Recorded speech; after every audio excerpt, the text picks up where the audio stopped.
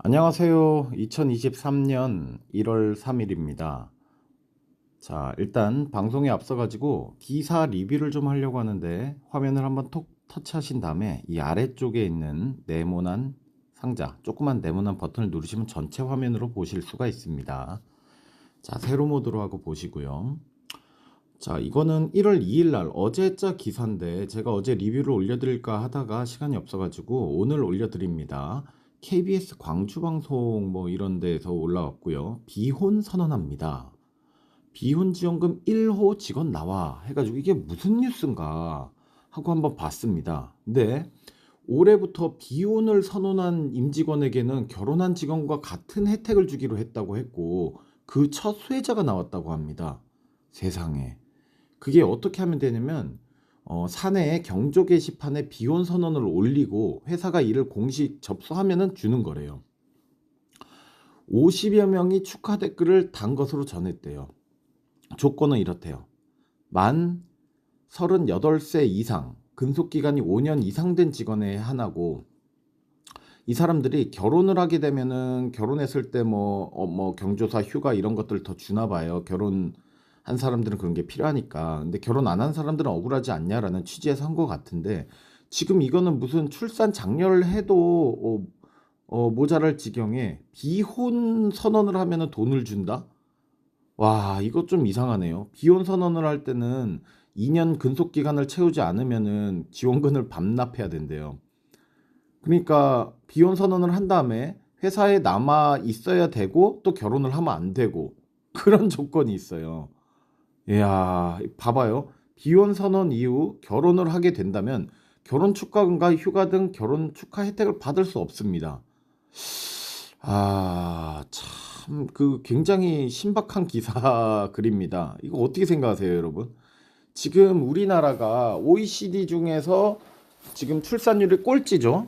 0.9명 됐다 했을 때 진짜 심각하다 했어요. 두 명이 결혼해가지고 한 명을 낳는 거잖아요. 0.9명이면 한 명을 채 안 낳는 건데 지금 0.8명, 0.7대까지 떨어졌습니다. 이렇게 되면은 지구상에서 대한민국은 앞으로 제일 먼저 사라질 국가가 돼버리고 맙니다. 노약자석이 일반석보다 더 많아져야 되는 시대가 와요. 이렇게 되면은 누가 일합니까? 네? 이거 진짜 심각한데 이거를 정말 어떤 똑똑한 천재 한 명이 나와가지고 전체적인 것을 한번 바꿔줘야 될 때가 왔고 이 허경영 총재님의 출산 정책을 지금 현 정부 윤 정부에서도 따라하고 있습니다. 청년 대변인이 이 시대의 시대 정신이 뭐냐라고 했을 때 허경영 정책 출산 문제가 가장 시대 정신이고 그 해결책으로는 허경영식 정책이 맞다라고 얘기를 한 바가 있죠. 자, 그러면요. 여기 이거 볼게요. 부모 급여 출산율 하락 반전시킬까? 이 기사가 뭐냐면요. 음, 윤석열 정부가 쉽게 말하자면은 영유아를 키우는 부모들한테 아이고 이거 뭐야? 잠시만요. 이게 잘못해서 눌러졌습니다. 영유아를 키우는 부모들에게 소득이나 재산과 관계없이 부모급여를 지급한다라는 내용이에요. 즉 허경영 정책을 일부 모방했다는 얘기입니다. 근데 금액은 턱없이 적죠. 만 0세 아이는 월 70만 원, 1세 아이는 35만 원을 지급하기 시작해서 2024년부터는 이를 각각 100만 원과 50만 원으로 인상하기로 했다. 오, 과감한데 출산하면은 출산수당을 일시불로 5천만 원을 딱 준다 하는 거랑은 차이가 많이 납니다. 그리고 어, 육아수당이 또 매월 나오죠. 허경영 총재님 공약 그 육아수당 부분만을 따라 한 거예요. 출산수당은 이제 또 앞으로 또 정부가 이제 또 이걸로도 안 된다 싶으면 따라 하겠죠. 네. 근데 이거는 장합니다. 그래도 윤 정부가 그래도 열린 정부인 것 같아요. 이제라도 허경영의 그 출산 대책이 정책이 맞다라고 생각을 해서 따라하고 있습니다.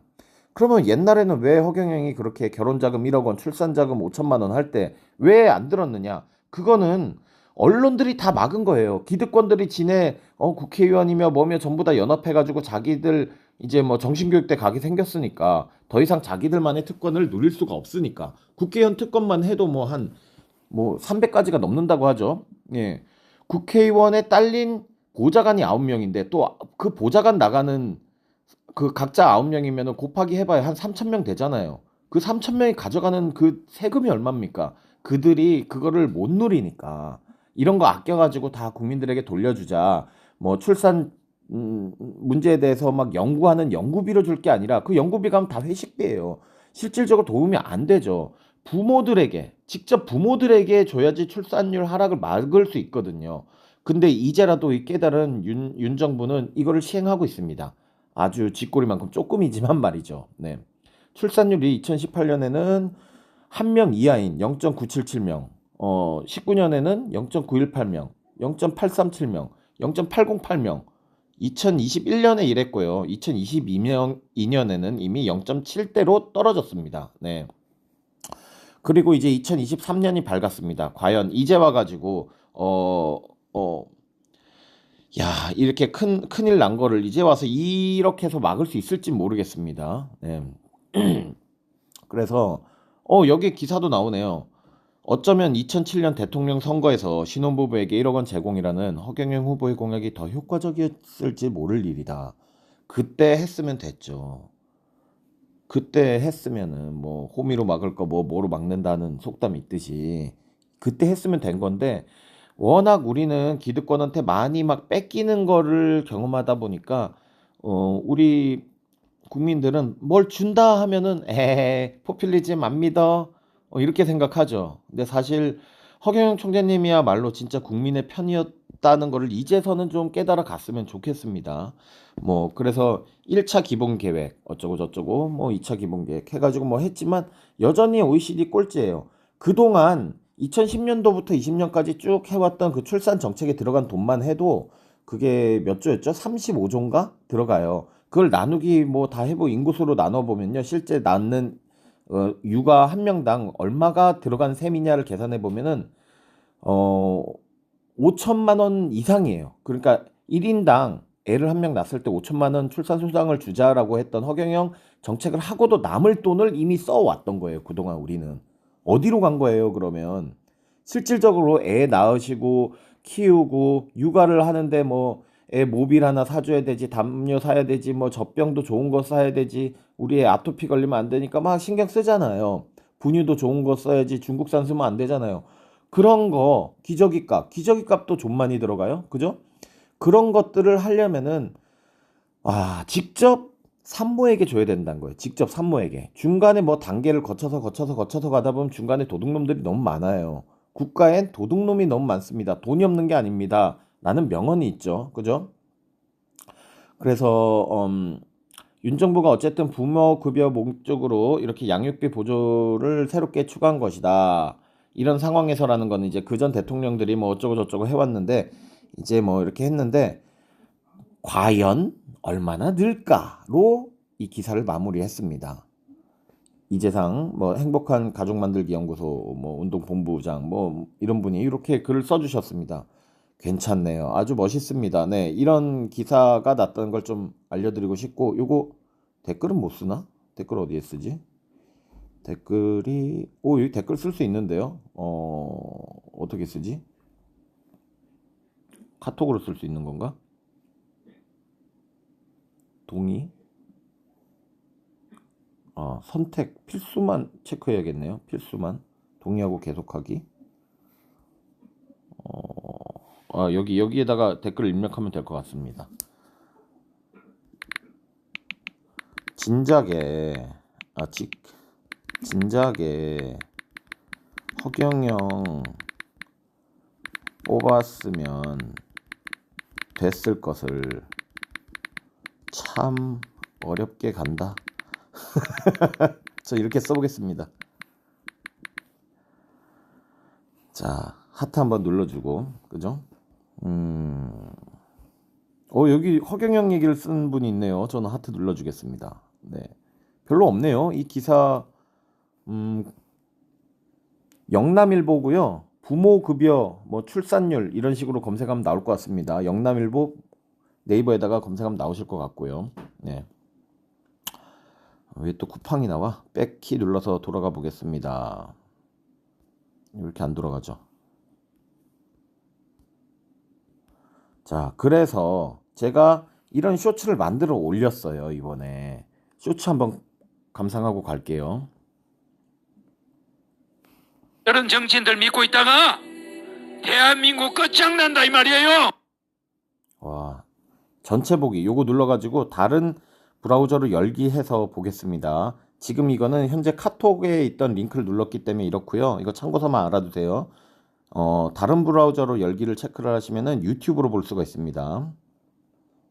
여러분들 저런 정치인들 믿고 있다가 대한민국 끝장난다 이 말이에요. 그러니까 나라 망하는 7가지를 우리가 세계에서 최고로 갖추고 있어.